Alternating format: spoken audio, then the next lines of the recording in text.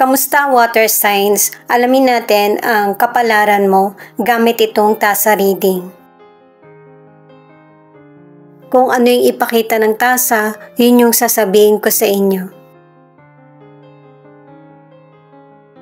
Pasensya na rin kung hindi masyadong makita.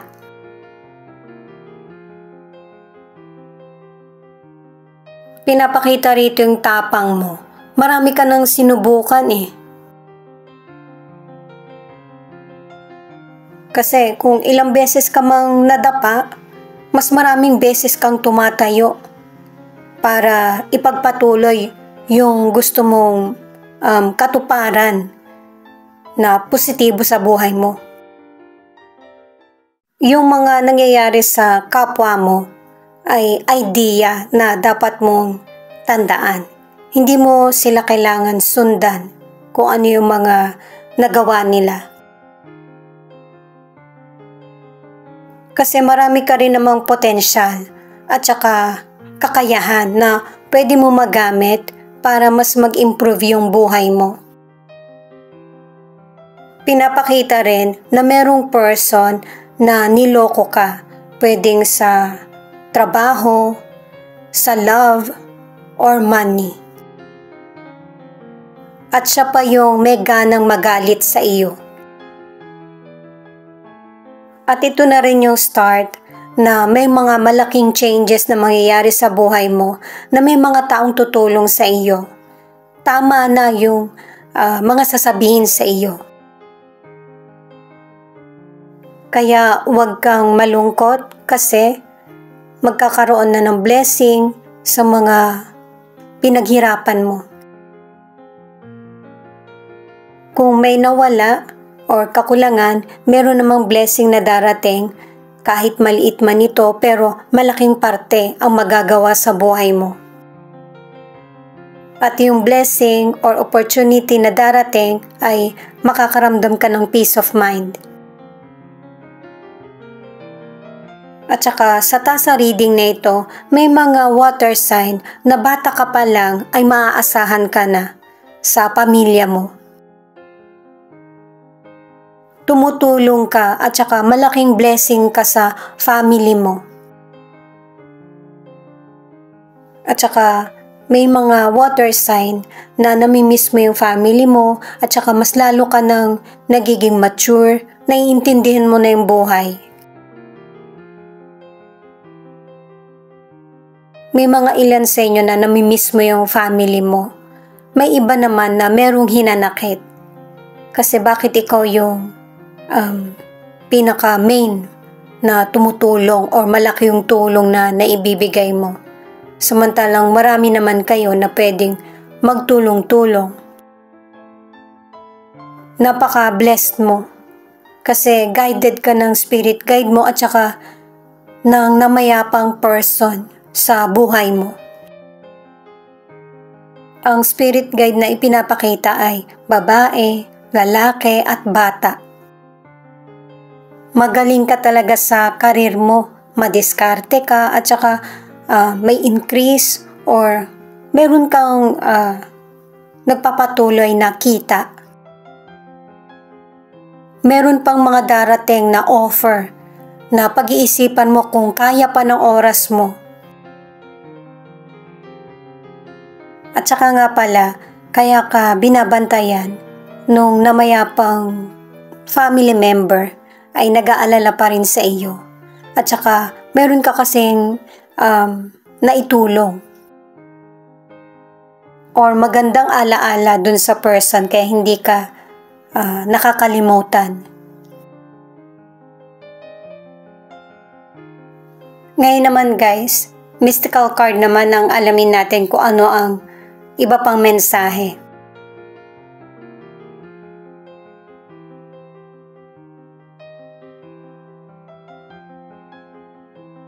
Respect, burden of tears. Yung respeto na tinatawag ay para sa sarili. Na i-enjoy mo din yung mga bagay na gusto mo. At saka, yung merong magmahal sa iyo, lalo na kung single ka.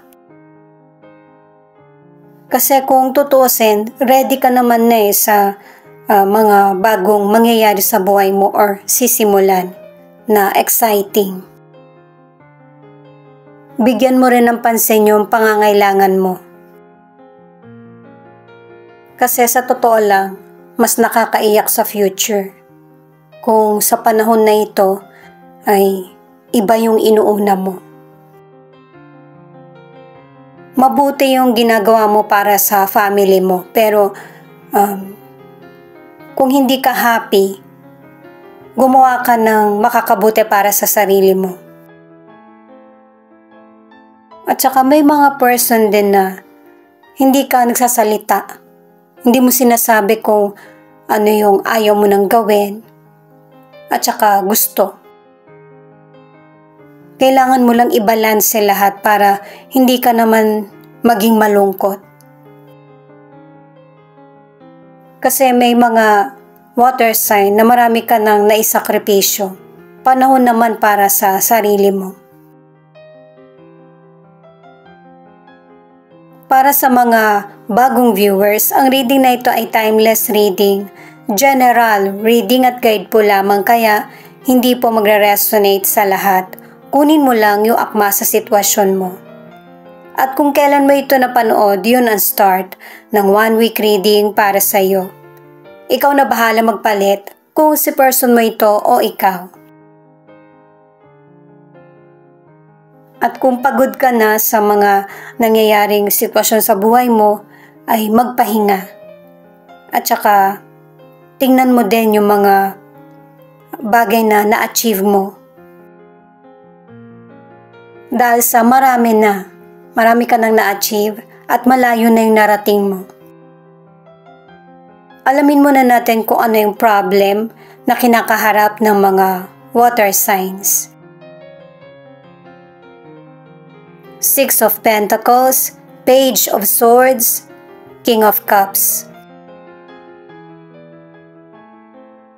Kailangan ng balanse or pagkontrol sa kita mo, sa mga naiisip na idea.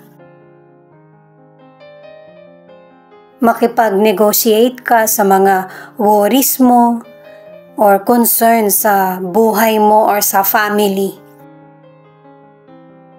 Kasi pinapayuhan ka ng mga cards na hindi habang buhay maibibigay mo yung best mo sa mga taong tinutulungan mo. Kasi nagkakaedad ka na rin at saka pinapakita yung kabutihan mo. At saka tutulong ka pa rin kasi ito yung mas nangingibabaw sa damdamin mo.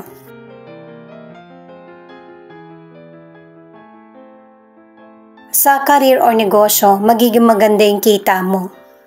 At saka siguraduhin mo na yung mga taong sumusuporta sa'yo or tumutulong ay naibibigay mo kung ano yung pinaghirapan nila. May iba naman na water sign na meron kang goal na pinag-aaralan mong mabuti. At saka marunong kang makisimpatya or maunawaan yung kasamaan mo sa trabaho or mga nakakatransaksyon mo. Para sa ilan na nasa relationship, committed ang relasyon nyo ng person mo. Pero kapag ka nagkakainitan kayo, huwag kang sumabay. Para hindi lumala yung sitwasyon, cool down muna. Para sa ilang single, nakadalawang cards ka na merong potential person na willing na makinig sa'yo or suportahan ka. Kapag ka nakilala mo na itong person na ito, ay kilalanin mo siyang maigi. Kasi yun yung pakay ng person, yung mas makilala ka kung match ba kayong dalawa. Ito naman yung solution sa problem.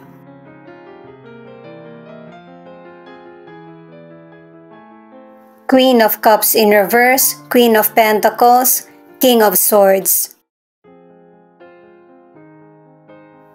Pinapakita rito na hindi ka masaya sa nangyayaring sitwasyon sa buhay mo at saka iniipon mo or kinikimkim mo yung emosyon mo. Pinapakita sa cards na patungkol ito sa boss mo, sa person mo, o kaya sa kakilala or family member. Meron kasing napapansin yung person mo sa iyo na hindi mo napapansin sa sarili mo. Kaya humahaba yung usapan o kaya nagkakaroon kayo ng debate. Yung person mo, ang ilan sa inyo, hindi siya nagpapakita ng emosyon. Metikuloso at saka mahigpit. Sa financial, pinapayuhan ka ng mga cards na huwag masyadong maging aggressive sa paggastos. At saka maganda naman yung dating ng financial sa'yo, kaya marunong kang mag-share. Pero importante pa rin na mag-save ka ng money para sa family o kaya sa sarili mo. At saka nakadalawang cards ka na merong person na gustong mag-loan. May ilan kasi na matagal pa naman yung pagkakagastusan mo, pero iniisip mo na kung paano ito mapupunan.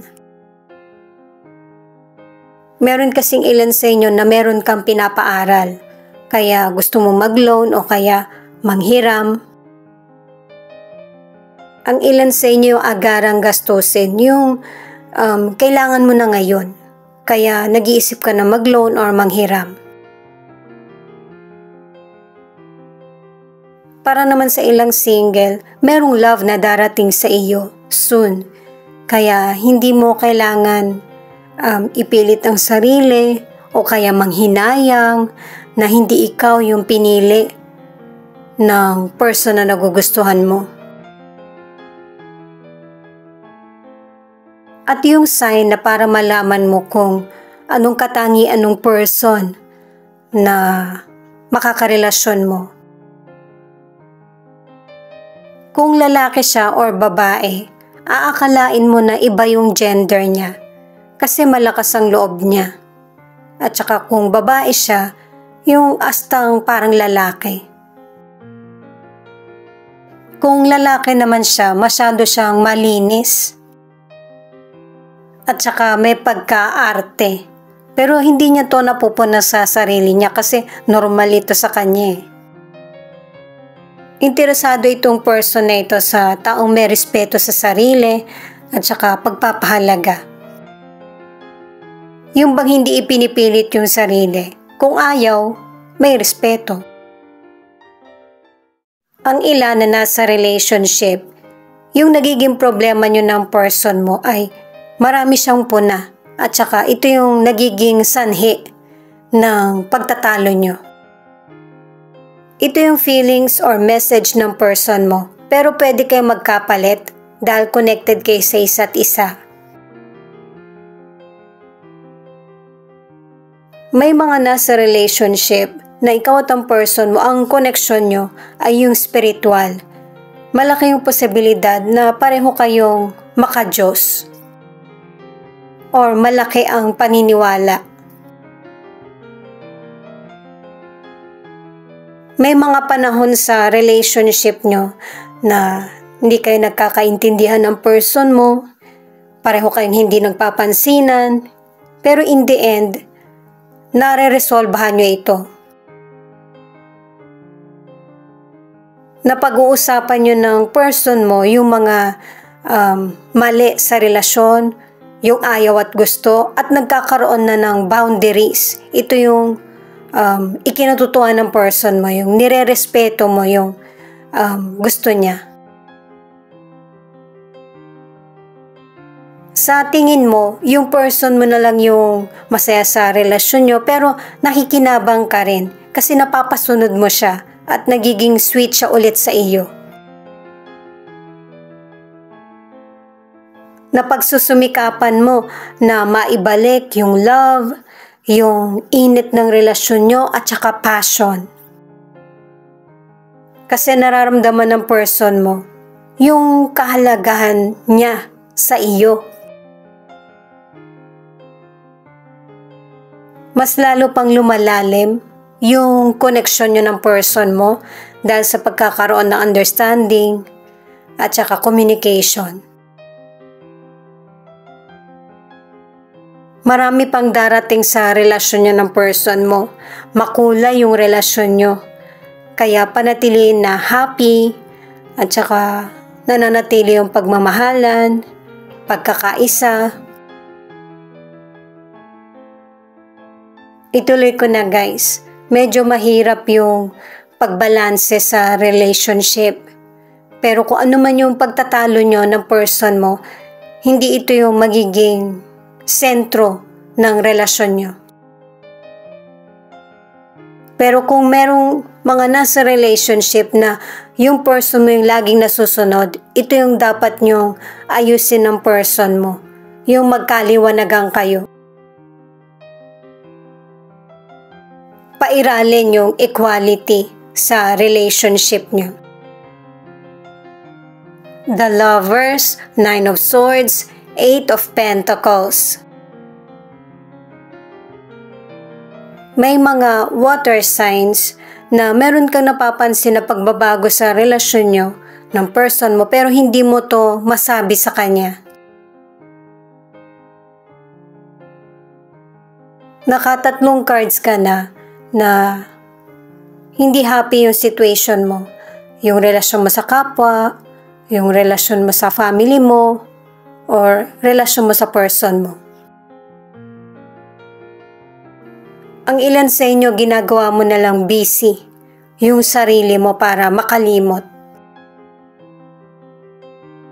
May iba naman na gusto mong kumprontahin yung person sa issue pero hindi mo mahanapan ng timing kung kailan pwede siyang makausap.